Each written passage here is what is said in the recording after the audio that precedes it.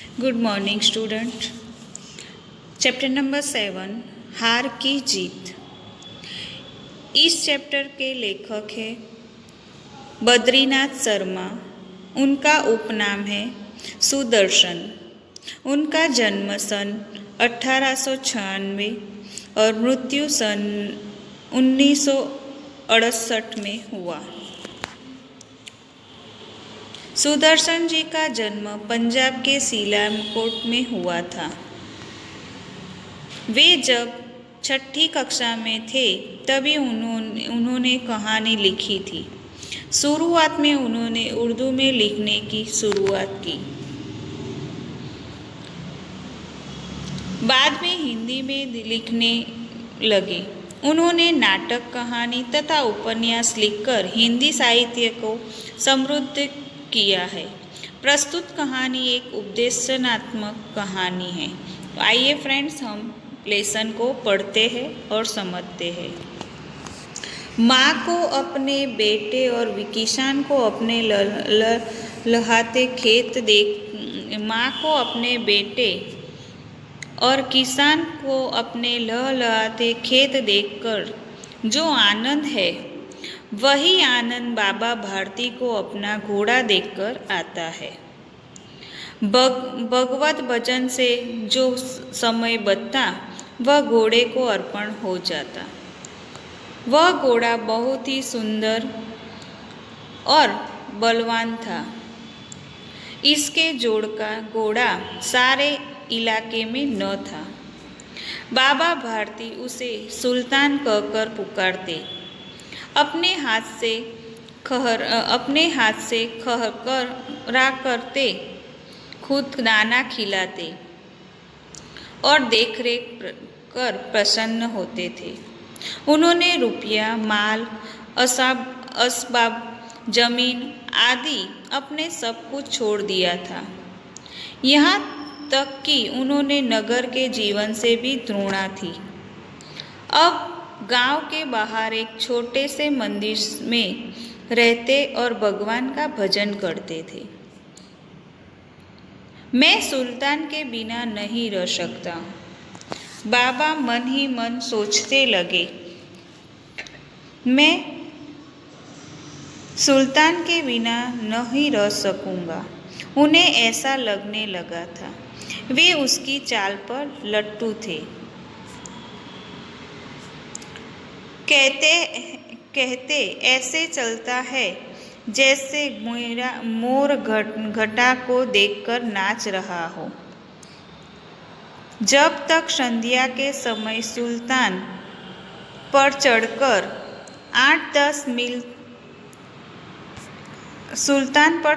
8-10 मील का चक्कर न लगा ले, उन्हें चैन नहीं आता।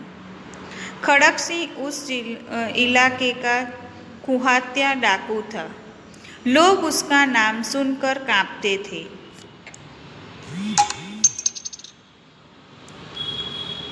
होते होते सुल्तान की कीर्ति उसके कानों तक भी पहुंच गई। उसका हृदय उसके देखने के लिए अधिक हो उठा। वह एक दिन दोपहर में के समय बाबा भारती का पास पहुंचा और नमस्कार करते बैठ गया। बाबा भारती बोले, खड़क सिंह, क्या हाल है? खड़क सिंह बोला, आपकी दया है। बाबा भारती बोले, कहो इधर कैसे आ गए? खड़क सिंह कहे, सुल्तान की चाह खींच लाई। बाबा भारती, विचित्र जानवर है, देखोगे तो प्रसन्न हो जाओगे। खड़क सिंह मुस्कुरात के बोला, मैंने भी बड़ी प्रशंसा सुनी है। भीतर जाकर बाबा भारती बोले, उसकी चाल तुम्हारा मन मोह लेगी।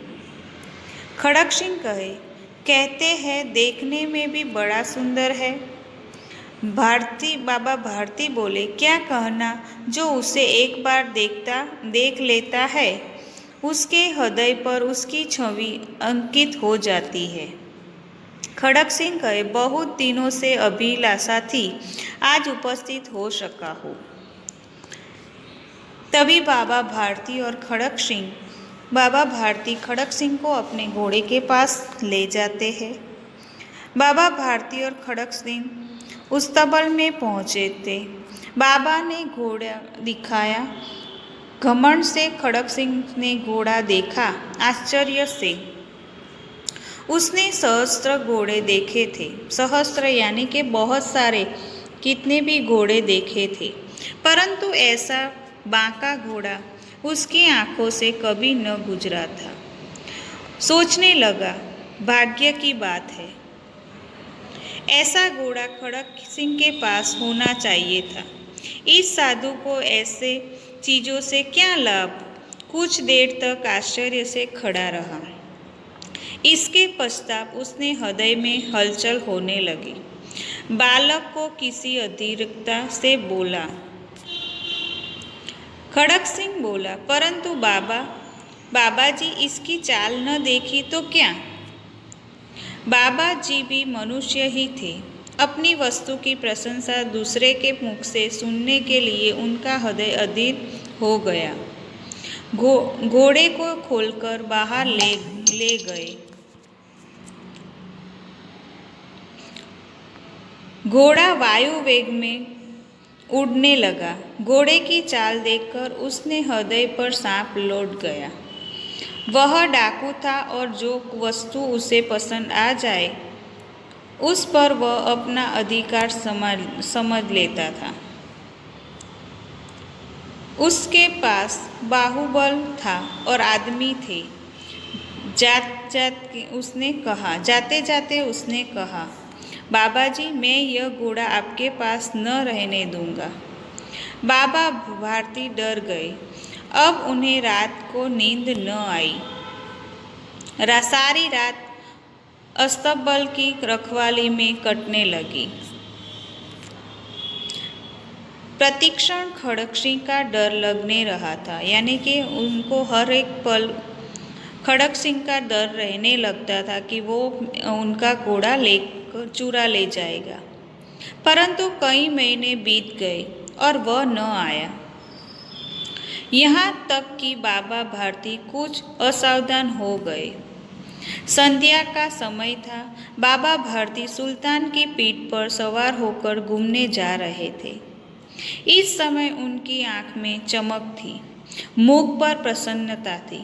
कभी घोड़े के शरीर को देखते, कभी उसके रंग को, और वह मन में फूले न समाते थे। तभी उनको एक आदमी नजर आया। वह बोला, ओ बाबा, इस कंगल की सुनते जाओ। आवाज में करुणा थी। बाबा ने घोड़े को रोक लिया। देखा एक अपाहिज वृक्ष की छाया में पड़ा करा रहा है। बाबा बोले, क्यों, तुम्हें क्या कष्ट है?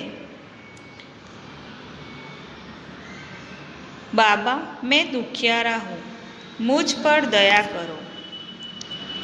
रामावाला वहाँ से 3 मील है, मुझे वहीं जाना है।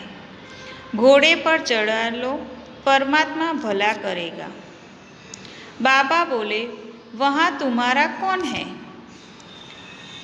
दुर्वातम वैद्य का नाम सुना होगा, उनका सौतेला भाई हूँ। बाबा भारती ने घोड़े से उतरकर अपाहिज को घोड़े पर बैठा लिया और स्वयं उसकी लगाम पकड़कर धीरे धीरे चलने लगे। सहसा उनके एक झटका सा लगा और लगाम हाथ से छूट गई। उनके आश्चर्य का ठिकाना न रहा जब उन्होंने देखा कि अपाहिज घोड़े की पीठ पर तनकर बैठा है और घोड़े को दौड़ा लिए जा रहा है। उनके मुख में भय, विस्मय और निराशा से मिली हुई चीखी निकल गई। वह अपाहिज डाकू खड़क सिंह था और घोड़े को दौड़ाए लिए जा रहा था। उनके मुख से भय, विस्मय और निराशा से मिली हुई चीख निकल गई। बाबा भारती कुछ देर तक तो चुप रहे। इसके पश्चात कुछ निश्चय कर पूरे बल से चिल्लाकर बोले, जरा ठहर जाओ। खड़क सिंह ने आवाज़ सुनकर घोड़ा रोक लिया। उसकी गर्दन पर प्यार से हाथ फेरते हुए कहा, बाबा जी, यह घोड़ा अब न दूंगा। बाबा भारती बोले, मगर एक बात सुनते जाओ। खड़क सिंह ठहर गया। बाबा भारती ने निकट जाकर उसकी ओर ऐसी आंखों से देखा जैसे बकरा कसाई की ओर देखता है। फिर कहा, यह घोड़ा तुम्हारा हो चुका। मैं तुमसे इसे वापस करने के लिए नहीं कहूँगा, परंतु खड़क सिंह, केवल एक प्रार्थना करता हो, उसके अस्वीकार न करना, नहीं तो मैं दिल टूट जाएगा।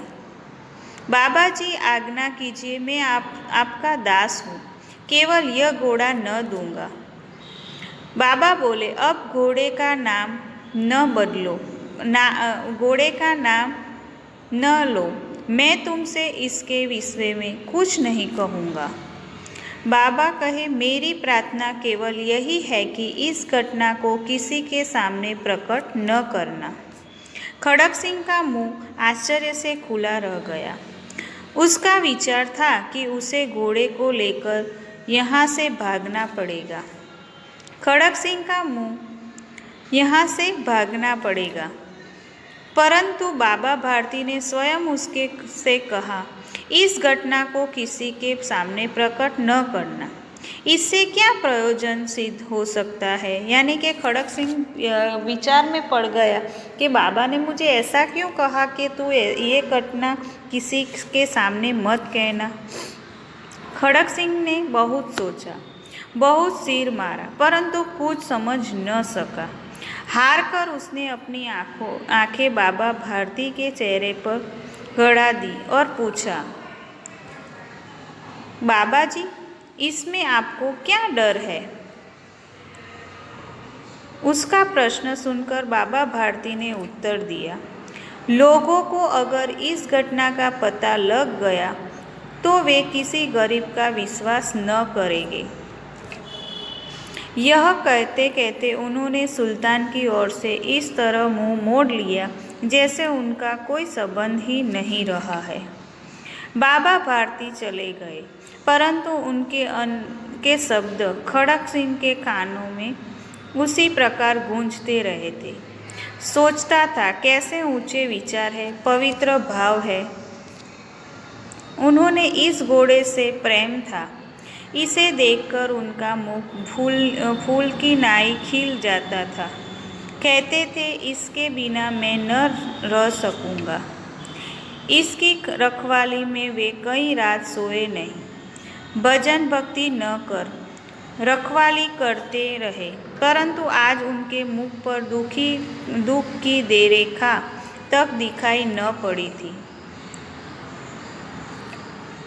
उन्होंने केवल यह ख्याल था कि कई लोग गरीब पर विश्वास करना न छोड़ दे। ऐसा मनुष्य नहीं, देवता है। उन्होंने केवल यह ख्याल था कि कई लोग गरीब का विश्वास करना छोड़ न दे। ऐसा मनुष्य नहीं, देवता है। रात्रि के अंधकार में खड़क सिंह बाबा भारती के मंदिर में पहुंचा। चारों ओर सन्नाटा था। आकाश में तारे टिमटिम रहे थे। थोड़ी दूर तक गांव के कुत्ते भौंक रहे थे। मंदिर के अंदर कोई शब्द सुनाई न देता था। खड़क सिंह सुल्तान की बात पकड़ते हुए था, परंतु वह धीरे धीरे अस्तबल के फाटक पर पहुंचा। फाटक खुला पड़ा था। किसी समय वहां बाबा भारती स्वयं लाठी लेकर पहरा देते थे, परंतु आज उन्हें किसी डाके का भय न था। खड़क सिंह ने आगे बढ़कर सुल्तान को उसके स्थान पर बांध दिया और बाहर निकलकर सावधानी से फाटक बंद कर दिया। इस समय उसकी आंखों में नेकी के आंसू थे। रात्रि का तीसरा प्रहर बीत चुका था। चौथा प्रहर आरंभ होते ही बाबा भारती ने अपनी कुटिया से बाहर निकल ठंडे जल से स्नान किया। उसके पश्चात इस प्रकार जैसे कोई सपना में चल रहा हो, उनके पांव अस्तबल की ओर बढ़े। परंतु फाटक पर पहुंचकर उन्होंने अपनी भूल प्रतीत हुई। साथ ही घोर निराशा ने पांव को मन भर का बना दिया। वे नहीं रुके। घोड़े ने अपने स्वामी के पांव की चाप को पहचान लिया और जोर से हिनहिनाया। अब बाबा भारती आश्चर्य और प्रसन्नता से दौड़ते हुए अंदर घुसे और अपने प्यारे घोड़े के गले से लिपटकर इस प्रकार रोने लगे,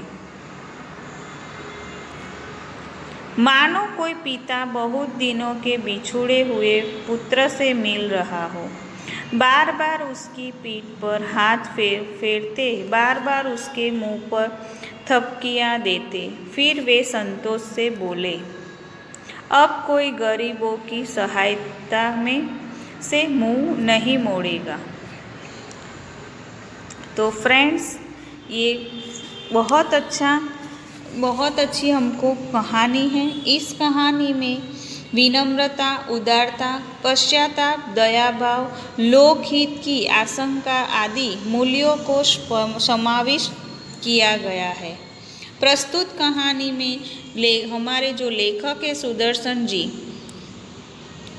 जिन्होंने मानव भावनाओं पर आधारित बाबा भारती के अनोखे घोड़े की चर्चा डाकू खड़क सिंह के कानों तक पहुंचती है।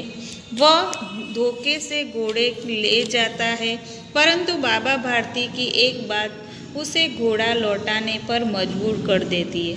उसी बात ने उस डाकू का हृदय परिवर्तन कर दिया। इस बात पर यह प्रकाश डाल गया है कि इस कहानी में यह कहा गया है कि हमें कभी कभी किसी की ऐसी बात दिल में आ जाती है जिससे हम नेकी के रास्ते